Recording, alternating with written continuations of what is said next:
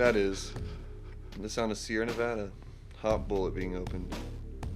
It's double IPA, very elegant, from my hometown, Chico, California. Plug. So, tonight is going to be the last iteration of what I thought was going to be a 3-part. Turns out to be a 4-part. Of kind of like the Survivor Man Challenge. And I want to introduce my co-hosts tonight. Sean. You're not the host tonight. The producer and the main dude, as I've called you. How you doing? You don't like being called the main dude? Ooh, the main dude was weird for that. Well, you're just like the. He's dude, a cop. The man behind the board. I mean? Like. Okay. All right. Yeah. Like the man behind the curtain. You're basically the Wizard of Oz. Equipment in your studio, like you're the main dude, right? Okay. Yeah. I'll go with that. So how are you feeling tonight? Pretty fair. Yeah. Pretty fair. Pretty all right. No, pretty fair. Oh, fair. I'm sorry. Fair. Okay. So moving on, Sam, who is eating very vigorously into the microphone. How are you doing tonight? Just chew right in. Mm-hmm. You've got a very small buffet in front of you. A smorgasbord. Do you want to describe what the smorgasbord you've got is? Well, let's see. We've got some original bitchin' sauce. Plug. What? Yeah. Original bitchin' sauce. This stuff is so good. It's like tahini and almond paste or something. I don't really like. Got some Tillamook, extra sharp white cheddar, aged over 2 years. Plug. Got my Your hummus. basic bitch Sabra hummus. I don't like that. And some tomatoes. Plug. Plug Carrots. Big tomato. And big Plug. carrot. Yep. Got Excellent. some bread. Yeah. Excellent. Well, thank you for being here. Try not to eat directly into the mic because there's literally a huge population of people that hate that. But thank you. I don't think people can hear me chewing my bread with my mouth closed. I mean, I could be wrong. If you are hearing me chew my bread with my mouth closed, I apologize in advance. Well, it's going to be at least one person's fetish too. So That's true. We'll do Somebody's gonna like this. ASMR or something. You can crunch into something later. I'm biting the bread now. all right. Well, I'm going to cut you off right there because this is going to be my episode. Yeah, it is. So I want to introduce you, Professor Lauren, the co-host of this little adventure we're doing right now. And thank you for just taking the reins, buddy. It feels good to be a part of it. Well, we're going to be getting out of your classroom for the week, and we're going to be getting into my campfire circle. Excellent. All right, we're gonna. It's gonna be a little bit of a loose fit. I gave each one of you a joint. It's gonna be a little bit of a more relaxed episode. All right. I like You told me this was CBD.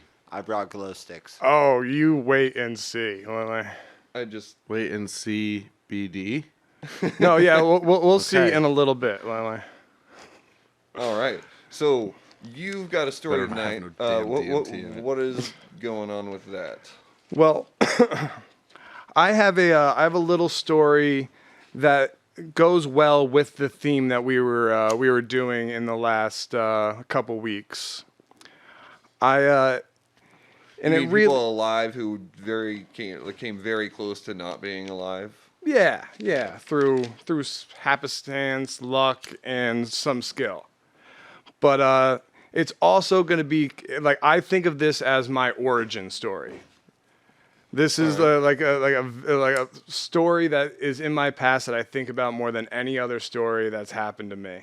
Hell yeah. Like, I'm sure I have a couple. Like, there was a weird time when I was 13 where a homeless guy kissed me, like, in Atlantic City on the Trump Casino steps.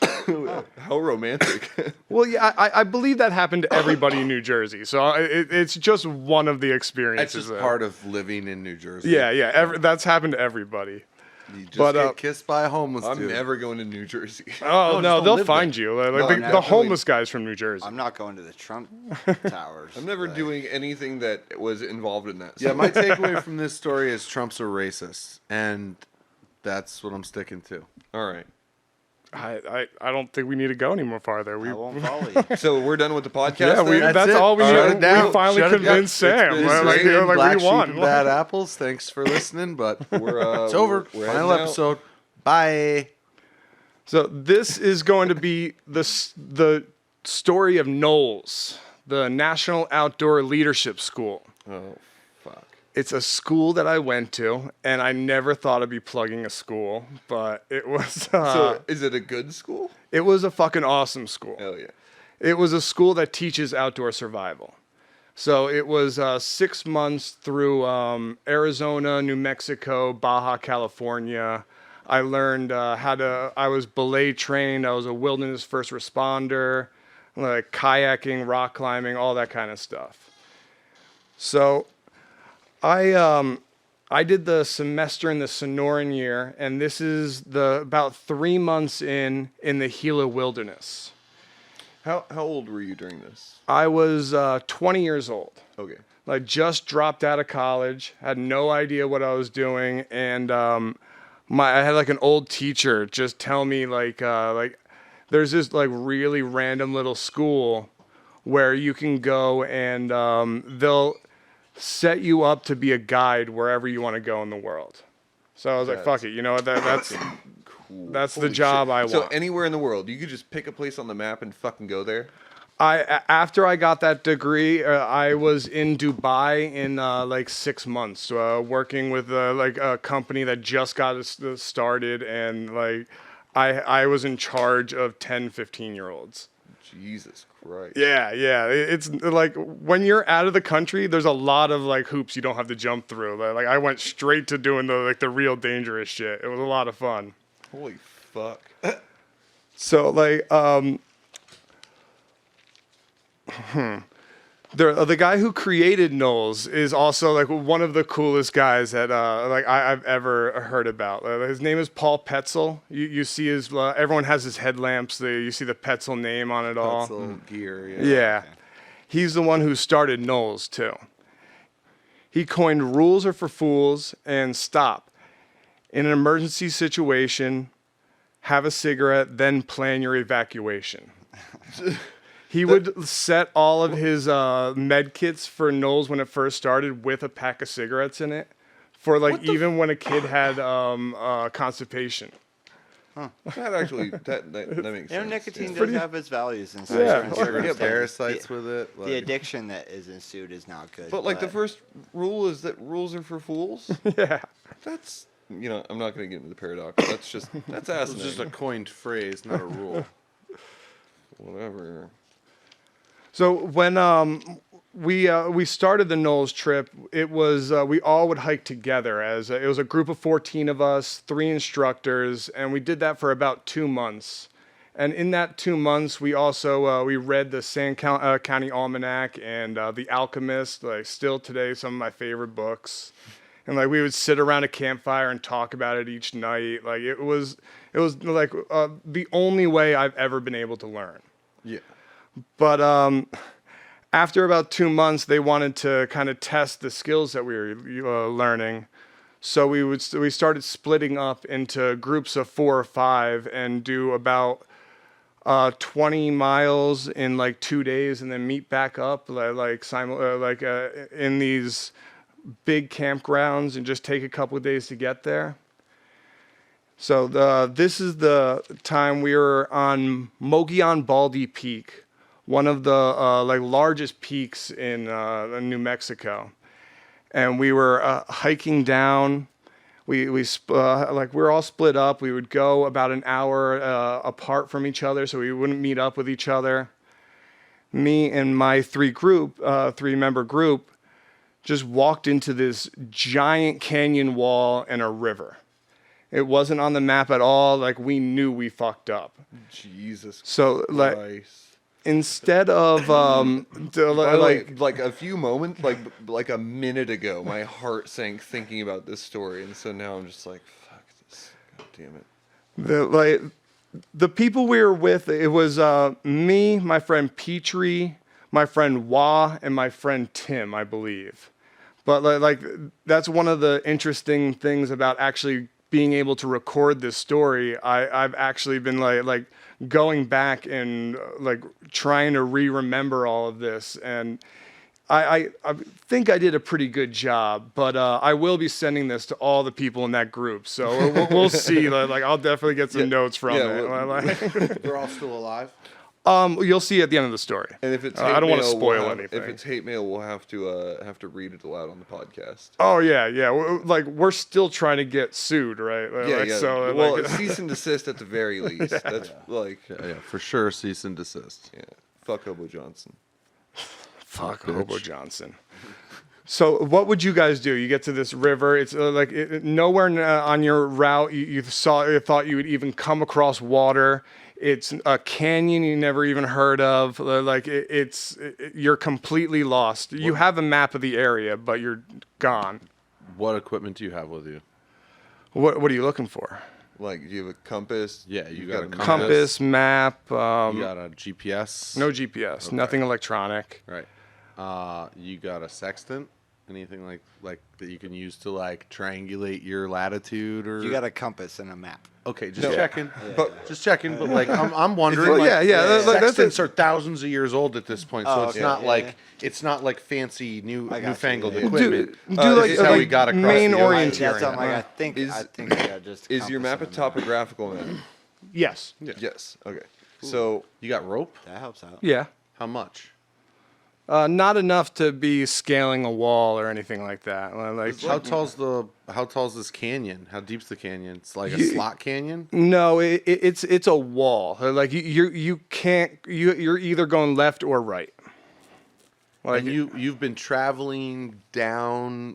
descending into stones, like Yeah, it's a high desert. You're at a ridge.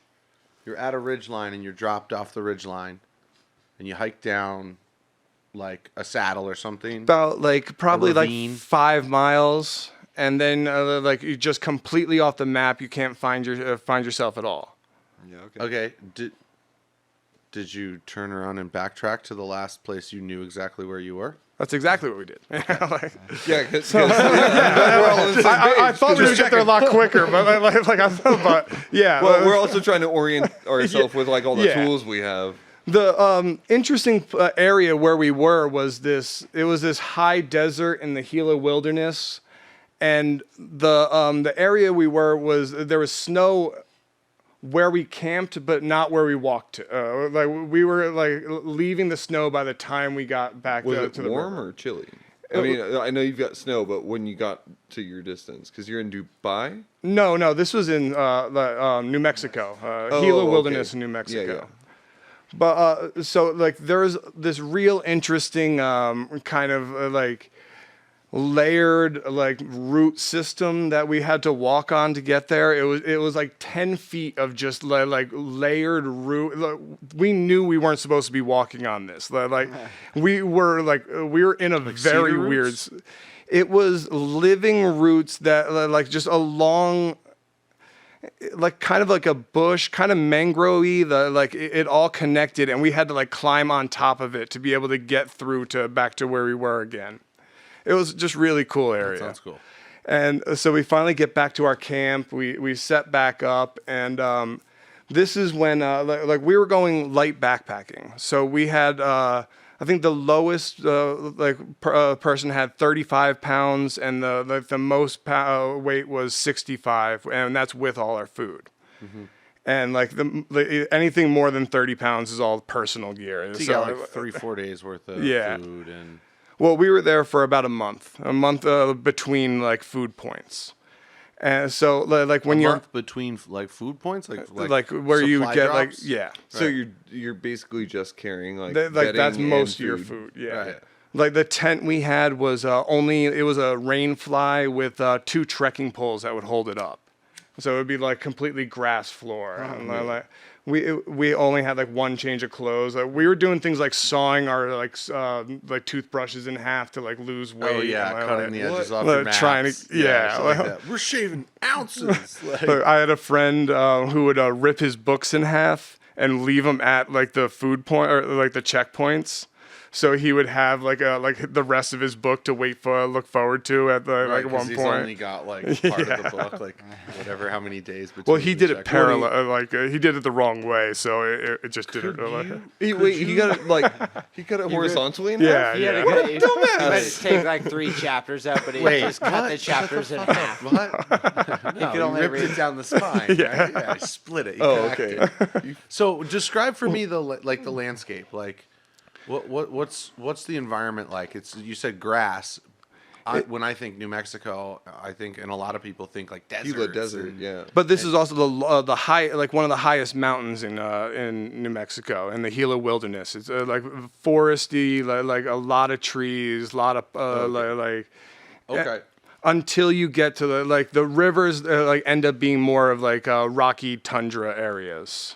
Right. Okay. So when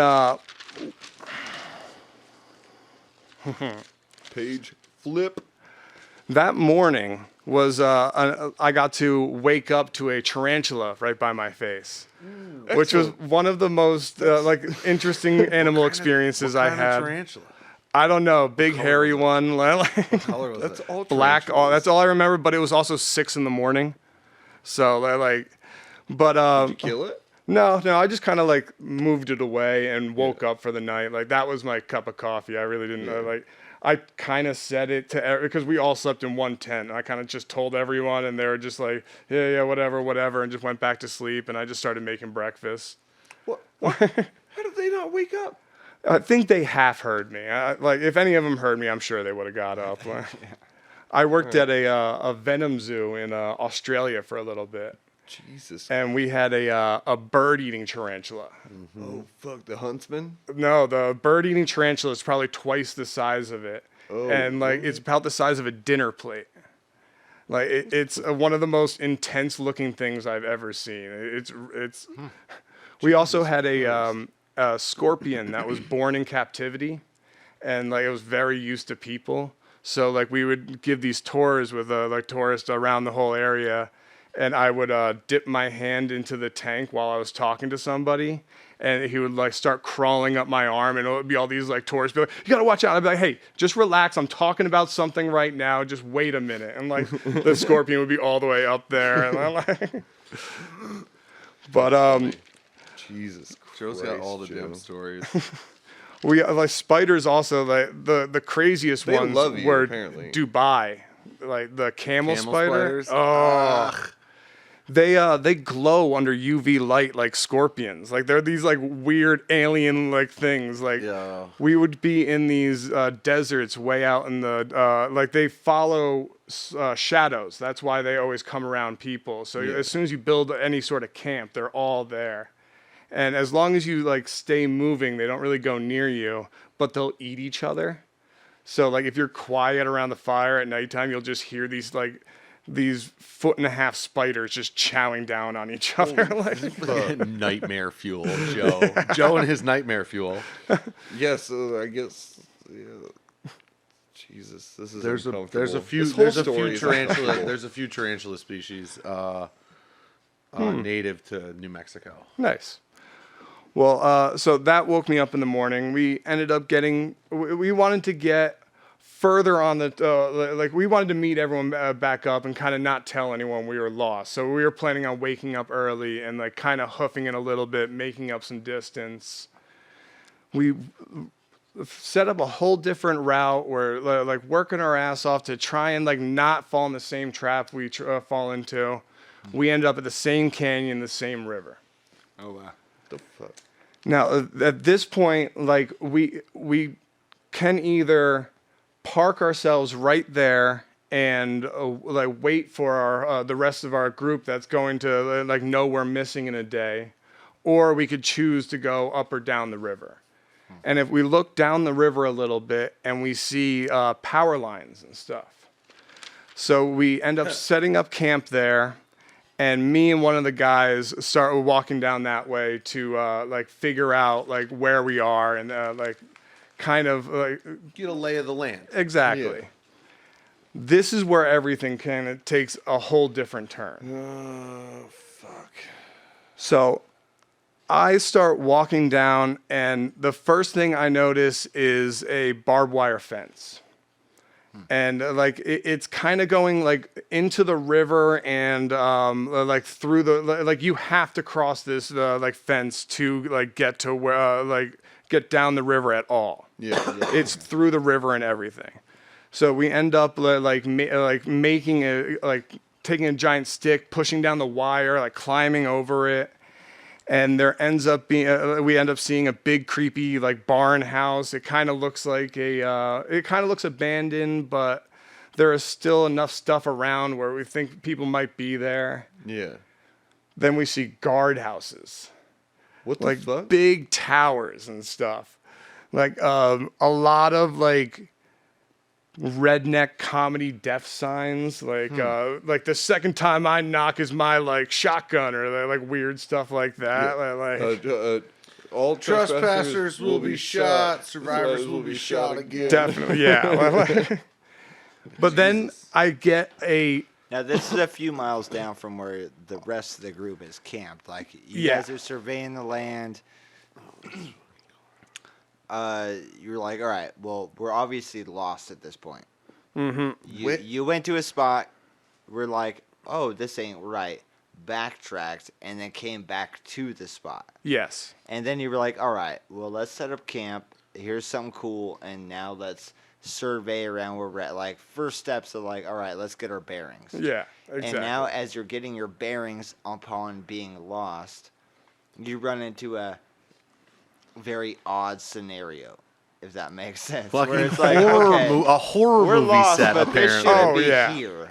Well, Like- that's like I start getting this real big feeling of dread, and like this is the first time in this whole trip that I'm actually starting to get a little scared, and like I see How long a has it been since you got dropped off till now? dropped off. Like till you started the excursion. This was probably like 2.5 months in. Like Okay. we probably got like driven twice in 2.5 months, and both times were just like 2 hours to like just to like not deal with roads or towns. We would get picked up by the school and brought up. Okay. So where in New Mexico were you? Like the Gila Wilderness, Mogollon Baldy Peak. But the How do you spell that? I have no idea. But that's when like it was very close to the Sonoran Desert. That's in Arizona more, but I'm pretty sure like that's the route we took that end up like going to the Gila Wilderness. But this is when I see the thing that really like fucked me. Like this like I think about Was it to a this barn full of day. knives? I saw a big door into the side of the mountain with like a scary amount of locks all going down it, locked from the outside. Like that was me and I think it was my buddy Tom were sitting there just kind of looking at it, just like then we looked down. Was this like in the farm area of these? This people? was before the farm area. We haven't gotten to the house yet. We're just getting over the fence and we see the house and we're walking up to it. This is on the canyon wall to my right. Holy fuck. We look down from the big door and all I see are like children's shoes. Like What the fuck? I think about it, like the sight of it more than anything else in my life. It terrified me. Like me and this guy both at the same time, we're just like, all right, we're getting the fuck out of here. Like, A door with a bunch of locks with a bunch of children's shoes around. yeah. Like, And the side of a I canyon. will not be sleeping well tonight. And exit or for the next strategy. 5 weeks. Fuck that shit. Recheck your bearings. that's what we're like. No matter which direction we're going, this is the wrong one. We turn around and start going the other Yep. direction. We get like to where our friends are with like setting up camp, and we're like, all right, we know that that's not the way. Let's get some distance and start like getting up the river Get a a little lot of bit. distance. We start going into the water because we have to take we can't walk on either side. We have to walk through the river. And that's like when all of a sudden we get probably 50 feet down the river and these giant boulders start falling into the water behind us. Like not a rock slide, like pushing individually. Like it was farther enough away where like it was like somebody fucking with us. We didn't really know what was going on. Like these boulders were big enough that like the water was probably halfway up my thigh.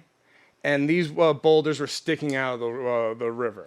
So this was a good sized river. Yeah, yeah. I'm looking on the map now. There's really only one.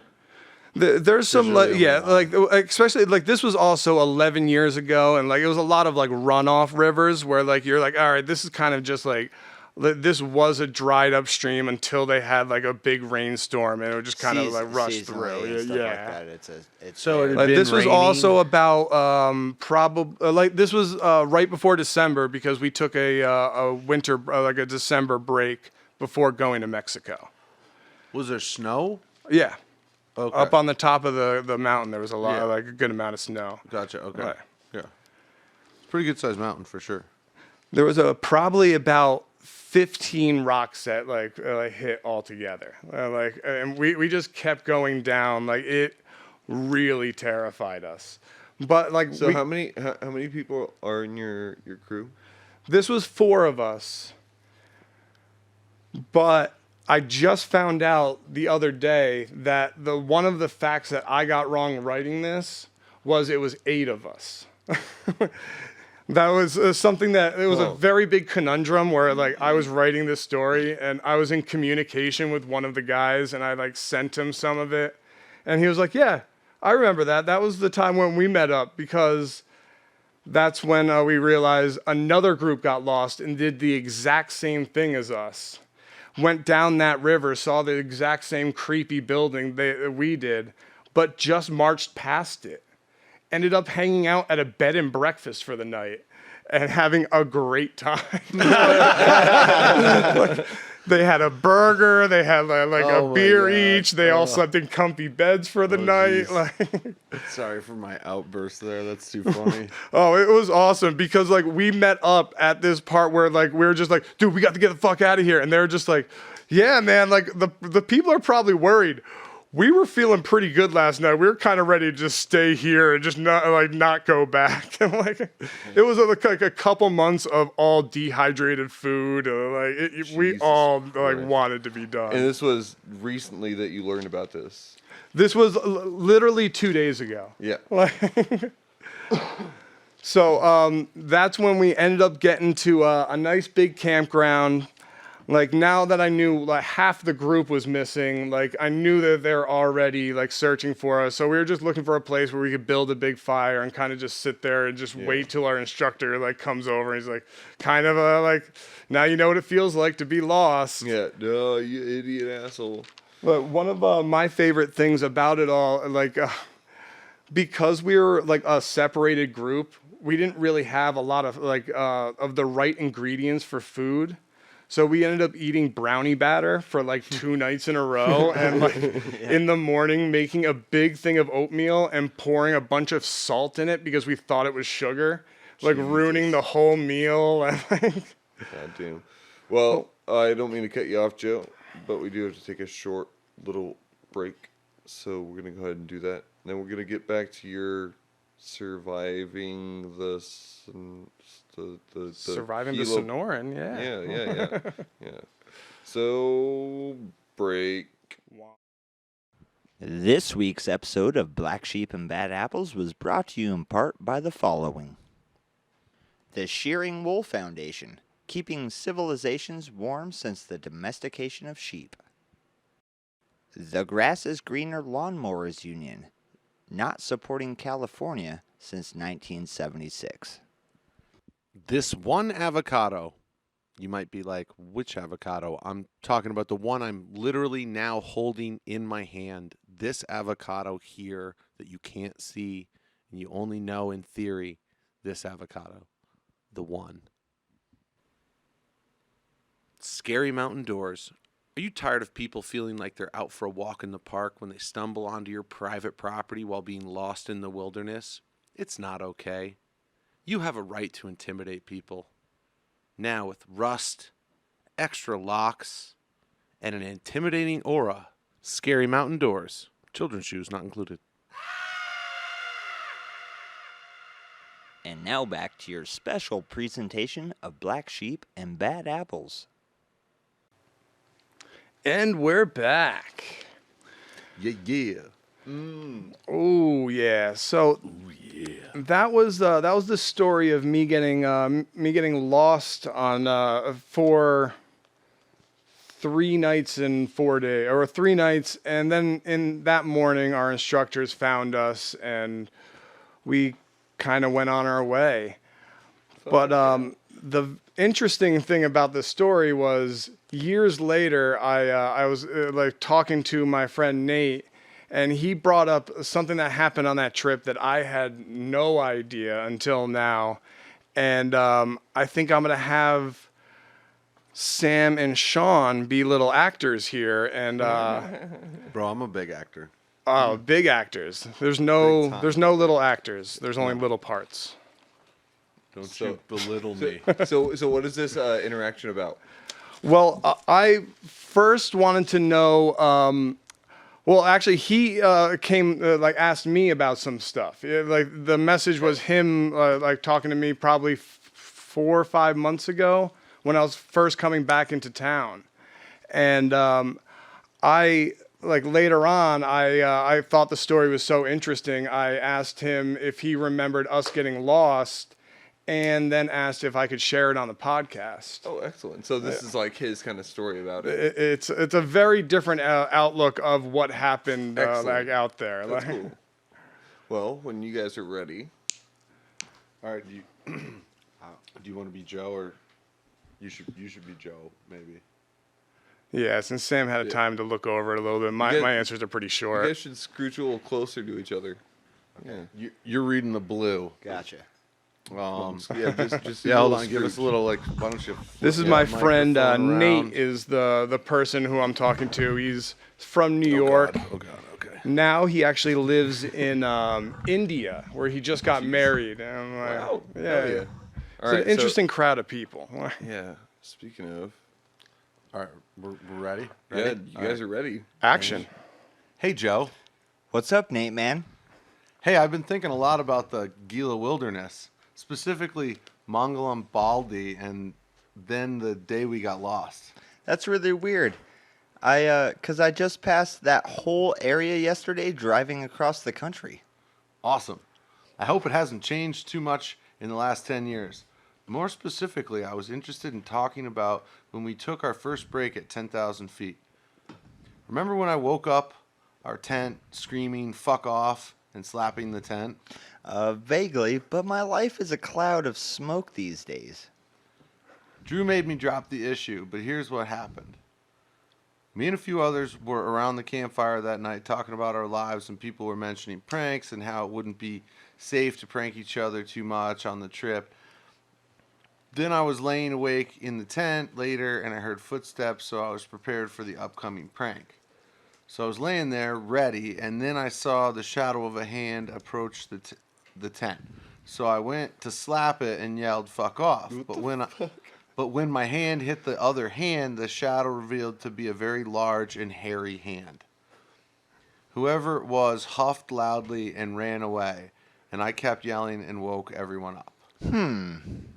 I had friends in high school who had gorilla costumes, so I thought that someone must have brought a hand in their bag.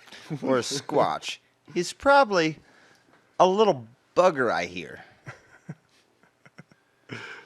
Then in the morning, there was a smelly stain outside the tent, so I got really angry and assumed whoever had the gorilla hand had come back to pee on the tent. But after looking into the squatch, they have oily skin that leaves behind a very foul-smelling grease. And by the way, Mogollon is a native name for Sasquatch. And we were running around the mountains whooping as we went. Later on in the night, my group was lost and we had rocks thrown at us from across the Gila River. And after we ran away, we heard a roar turn into a human scream. I'm starting to remember. You probably agitated it starting to come back, but I'm up in Northern Cali and I hear some wild stories about some sort of hairy man. I remember that. Yeah, it's all across America. I tell people that the rock story all the time, that creepy little farm out there too. When we were having rocks thrown at us, I was skeptical and said Sasquatch is only in the Northwest. Laughed my ass off. That's where the rocks came from.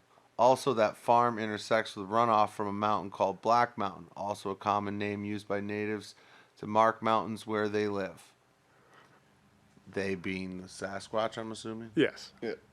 I've been doing a little search with Google Maps, and even our whoop call came from a day when a group thought it was a group ahead of them whooping, but no one said they started whooping, only replied. I could totally see a group of whooping kids being a great target to mess with. Oh, for sure. It's their entertainment. And from everything I've read and heard, they seem to really be tricksters, but like chaotic good. Yeah, usually not trying to kill us, but just protect their habitat and monitor it as we pass through their homes. So, us being lost could have giving off some energy he'd be interested in? Also, that night was the coldest one of the year so far, and it makes sense that one would be so far down the mountain in the valley. It was 20 degrees that night.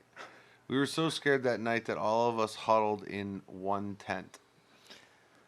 I've been doing 2 Bigfoot hunting in Hayfork. I'm usually a little drunk when I'm talking back to him, so Sean can read. It's my fault. I was just hey, fucking one was hunting. I've been doing some Hayfork. Let's start that again. I've been doing some Bigfoot hunting in Hayfork, but it's more me going out into the woods naked, talking to some acid, and trying to make him appear. LOL, nice. I'm under the impression he's a topla I can't spell. And all these cultures having a protector like that and believing in him so much created him in our reality. I'm also messing with the idea Santa is one too. It's very interesting to hear your own conspiracies like out of somebody else's mouth. Yeah. I believe it is a night ape, similar to a Neanderthal, but less human. Probably branching off of our genome more than 2 million years ago. A living Homo erectus whose entire mode of survival is avoiding us and scaring us off the tops of the mountains where they live. Gigantopithecus. Ooh. Okay, so I saw the Gigantopithecus. Gigantopithecus. Got that? Okay, so I saw the big gigantic thing, skeleton cactus. in All this China. is written too. It's very compelling, but we're a sneaky species. I think it has to do with some sort of magic or to be a ghost to not be found yet. Unless it can be some sort of radio Wi-Fi wave, which my theory on squatching, where I refuse to go with any sort of camera or even man-made object. By the way, I just want to reiterate the fact that Sean is talking for Joe, who's currently hosting the show, and Sam is narrating his friend. Nathaniel. I am Nathaniel. Nathaniel. I studied at the Royal Academy, boys. That sounds a little more like him. Yeah, they had strong electromagnetic abilities because of their heart size and large, low-light eyes. Yep. Hey man, Then I've you been have going to one Bigfoot fucking meeting. script. Hey man, I've been going to Bigfoot meetings in a couple. Hey man, I've been going to a Bigfoot meeting in a couple weeks. I can read your story. Absolutely. Remember the parts about the first group up on the Mongolian Ridge and got whooped at? I just can't stop thinking of goddamn ICP kids. I can't stop thinking about ICP. Like, you got whooped at by a bunch of kids where they fucking painted like clowns. That's why he left. And the night after our tent got pushed on, Tim got his entire tent knocked over. Hey man, I'm finally gonna. All right, this is just the bit where you ask him if you can say it. Yeah. That's what I just asked to say it. Full permission. Blah blah. All right. Some private. Is this a dick pic? Okay, Yeah. weird. Well, that was Joe, how I was able to say it. Here's your phone back. Oh, it was like a ransom. He was like, "Give me a dick pic." Pay to play type thing. Yeah, definitely. So he remember seeing a Bigfoot on the same excursion you were on? Yeah. Well, That's he what. didn't see it so much as smack its furry hands.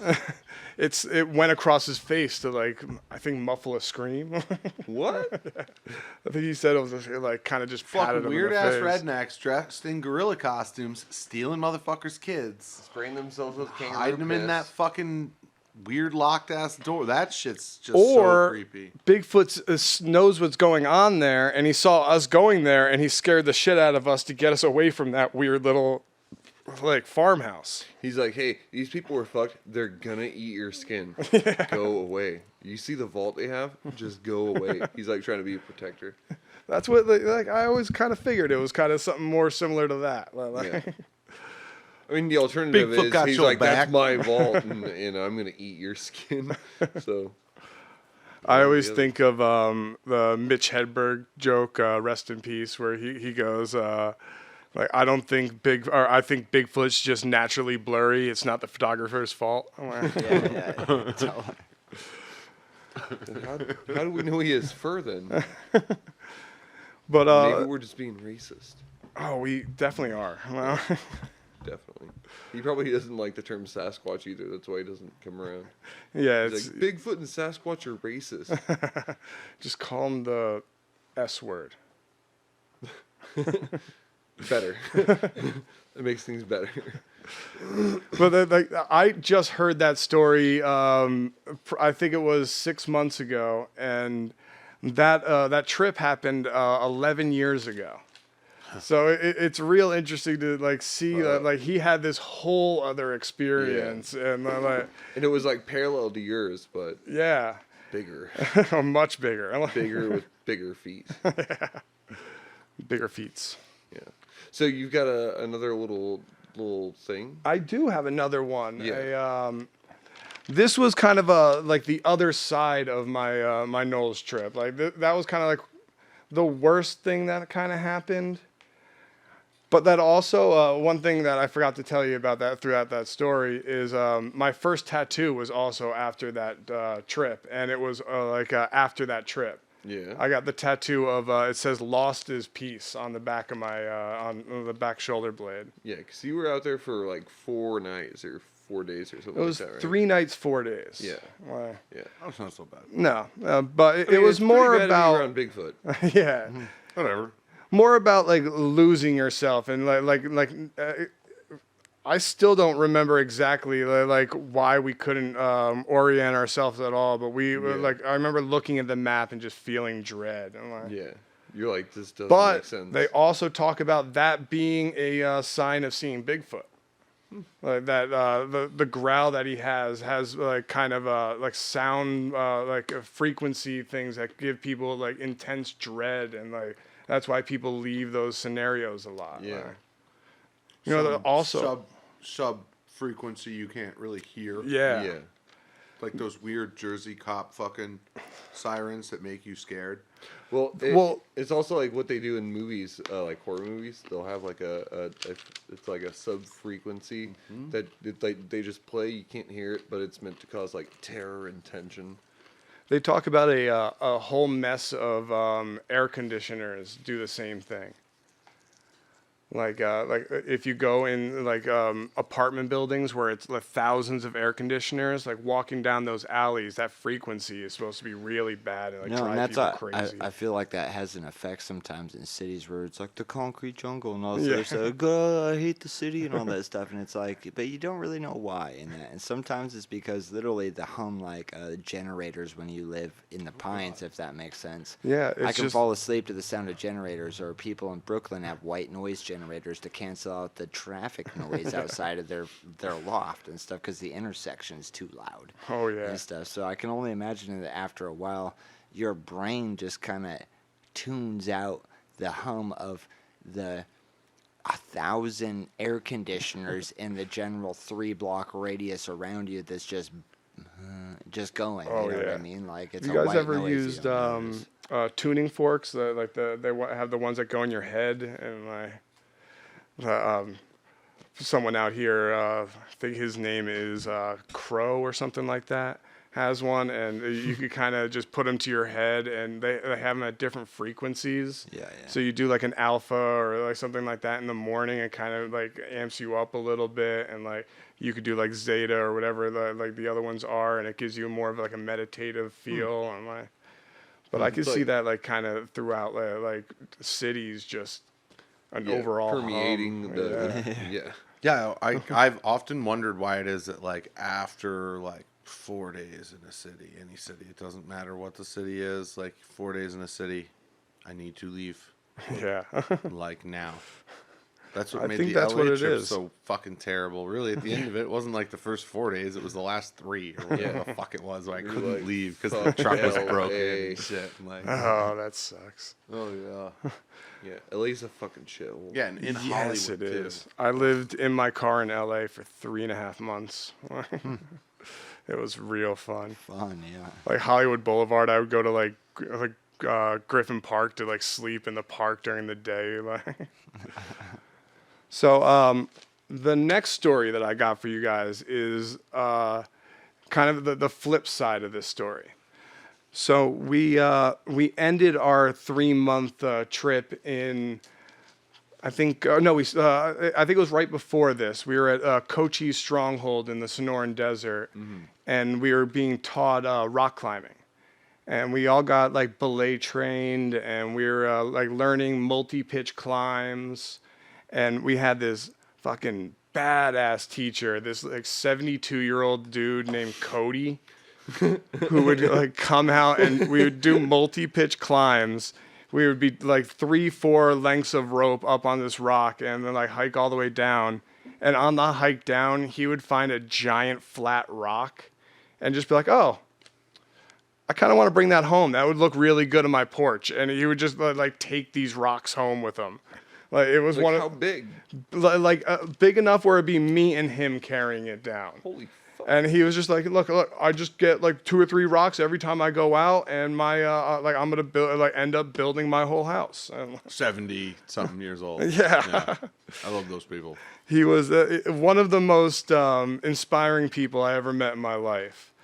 So he knew rock climbing wasn't really for everybody, and it's not really my forte. Like I'm not like a really huge fan of it. It was kind of interesting to learn, but so he gave us all the option to do a walkabout, like a kind of like to go out and meditate for a couple days. No food, just water.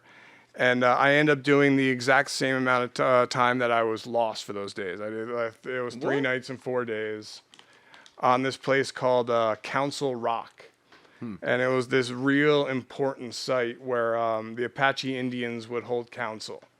So like the like leader Apache would stand on that rock, and it was a big natural auditorium. And like I had 2 like big jugs of water and a sleeping pad, and I just didn't leave that rock for the like 3 days. And it was still to this day the most powerful, like amazing experience I ever had in my life. And I'm still like catching up on the things that I learned like at that time. Yeah. Like, how long ago was this? This was 11 years ago. Yeah. Like I had this awesome, like I had 2 very awesome dreams. One's personal that like I never share with anybody, but the second one is like the reason why I after this trip I ended up traveling the world and teaching outdoor education to as many people as I could. I had this dream that I woke up and I jumped off the rock, and everything that I would touch, every rock would just go down flat. And eventually I was in this just like asphalt parking lot as far as the eye could see. And it was just this feeling of like, all right, things are changing, but like for the most part, like the best thing I could do is teach people the skills that I am comfortable with, and that's what I'm comfortable with, is living out in the woods like that and surviving. That it was like a very big eye-opening experience. I really learned like a lot about myself. I talked to a gecko for like 3 hours. He didn't talk back at all, but like it was before anything really fun started happening. So it was like, hey friend. and like yeah, I was just like kind of talk to you for a while. exactly. Like it was me and like trying to like force things that to happen, and then like by the end of it I was just kind of appreciative of it. Like I kind of just enjoyed just kind of like sitting there. I enjoyed being hungry. I like would go like most of the day without drinking water just to like kind of get myself to like different points and just kind of experiment with my like kind of mind How often was the sun beating down on you? the whole time. Yeah. Like the Sonoran Desert, like that place. Oh, so it wasn't like in some rocks. It was No, like this sitting was around some rocks. Yeah, this was a big rock that would just be like right in the sun. That you like, and it was. I remember him telling me he was like, "There's a couple places people could go. There's this one Council Rock. It's like right over there." And I was one of the first people to raise my hand, mainly just because I didn't want to rock climb anymore. I didn't really think about it too much, and I ended up going there. And like as you walk this corner.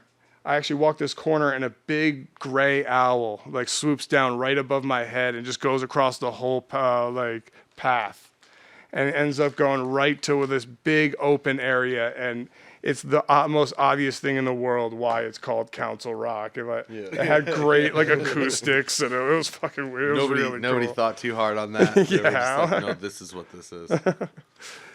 Like I ended up. I could have stayed there for 4 days, I think.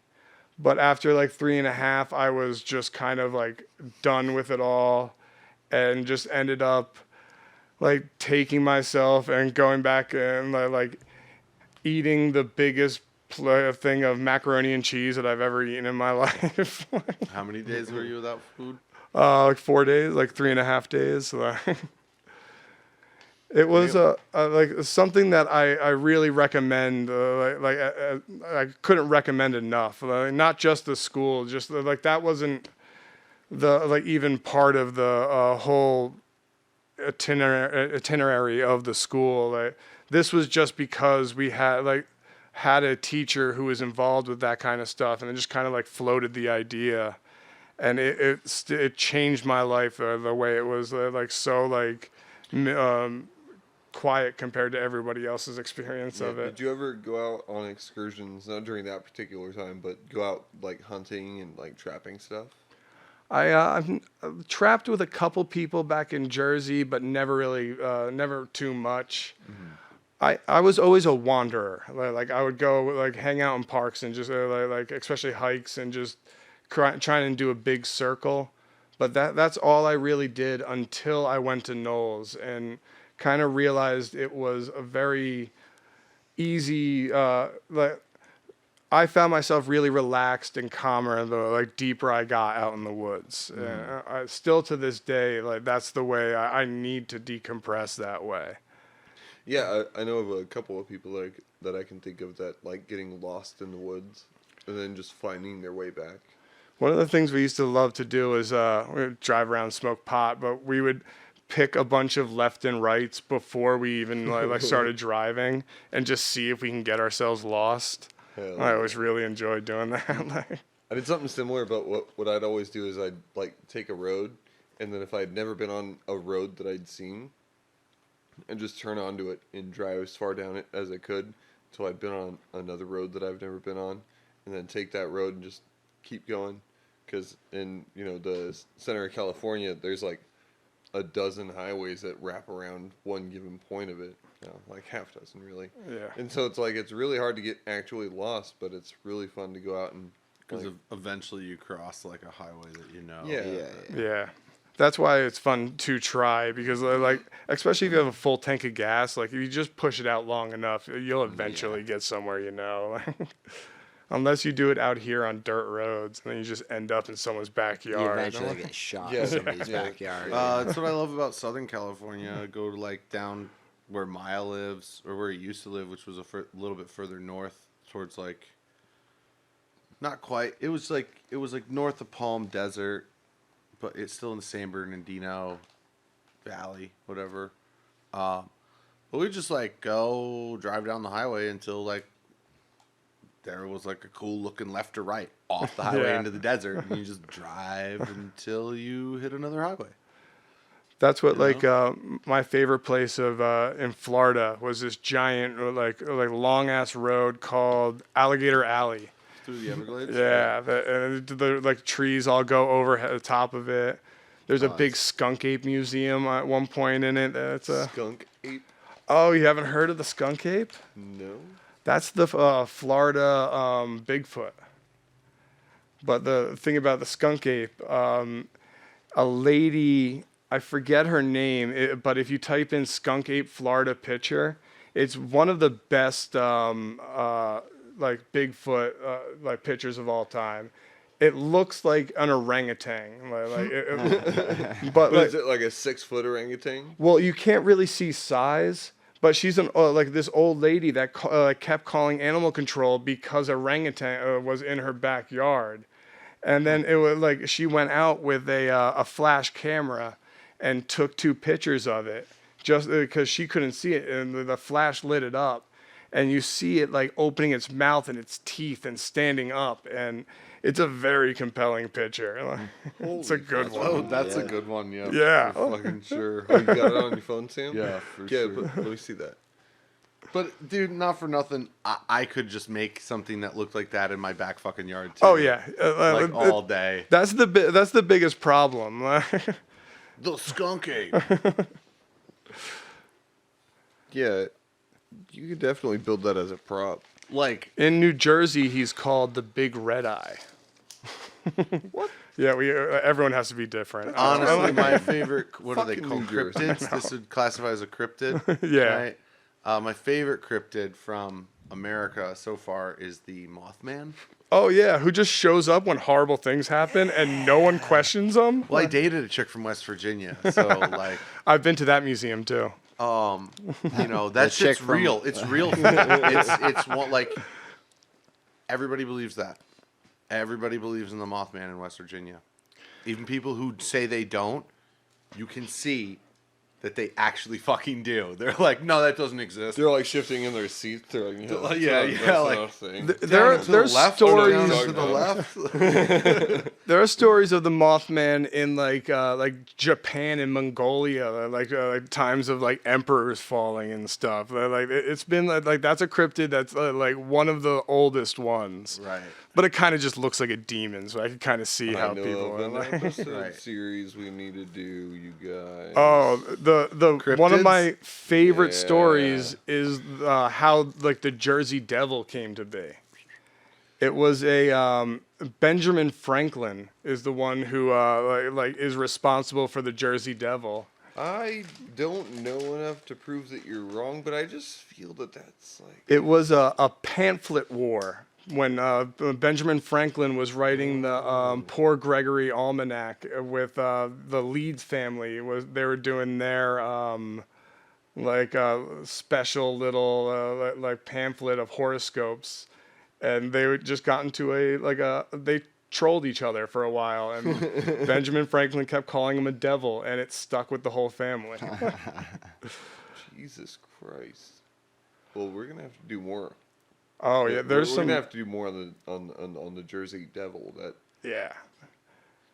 Someone also stole a kangaroo and like painted it green and put some wings on it and kept hitting it with a nail to move it around and said they caught the Jersey Devil. Wow. And back in like it might have been like the 1800s or something. Like Dude, some of these pictures of the Jersey Devil, it's like a goat with wings. Yeah. Like, the Leeds 13th son, I think that's what they call it. real life Jersey Devil. Here we go. Here we go. But that will be on a future episode. definitely in a future episode.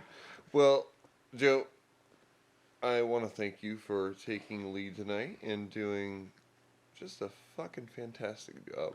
It was a lot of fun. I'm glad to try. Very creepy. I didn't like it, but when we get to our next series, I don't think our listeners are gonna like that either. So it's nice, like a smooth work into everything. Yeah. Yeah. Sean, how are you feeling? I'm feeling Like, I want to get lost here soon again, to be honest. Like, I just kind of want to walk into the wilderness down a dirt road until I'm like, oh, that river's not supposed to be there, because it sounds like a fun adventure. And I've had a few when I was younger. I got lost once or twice. Once that I can definitely remember where I, was younger. I actually didn't even know I was lost for a bit. That like where you're just like you're cool. And then it was like you start hearing like whistle blowing and this and that, and you're like, wait a second. Oh no, it was I double backed. I ended up missing whatever I was missing and stuff. But that's why I'm like, I kind of want to do that again because it all kind of worked out and it was a fun adventure, Like I actually remember the point where I was like, wait a second, I thought I took a left here. It's fun to realize and to know how capable we actually are. Mr. Sam, do you have any final thoughts? I don't think the Jersey Devil is real. I'm always entertained and surprised by the things that Joe has to say about his life. He's one of the most interesting people I think I've met. Yeah, he's so I'm glad to hear. Wilderness survivor. We should go hiking sometime. Yeah. I was at. Doesn't sound like you're gonna fall apart over some fucking kids' shoes. We'll see. Well, I'm curious to see Joe lead adults now through a hiking adventure, camping, instead of kids. I did that. One of my favorite trips was in Australia, and it was all 18-year-old Aboriginal kids that were in from the city that were all juvenile delinquents. Fun. Oh, fuck yeah. They were badass. One of the kids pulled a knife on me because I didn't give him another scoop of Nutella. Yeah? Threw the whole thing in the fire. Well, they had no idea where to go without me, so I was just like, well, no one gets Nutella, and see you guys later. Well, I'm Bye, bitches. Lauren O'Brien. All of these stories you can find on future episodes. Because, fuck, Joe, you are just full of them. This has been Black Sheep and Bad Apples. Thank you guys for being here again. I've been drinking these Sierra Nevada Hot Bullets. They are strong, smooth. Plug them, love them, Plug 'em. and fuck Johnson. Good night, y'all. Good night. Son of a bitch.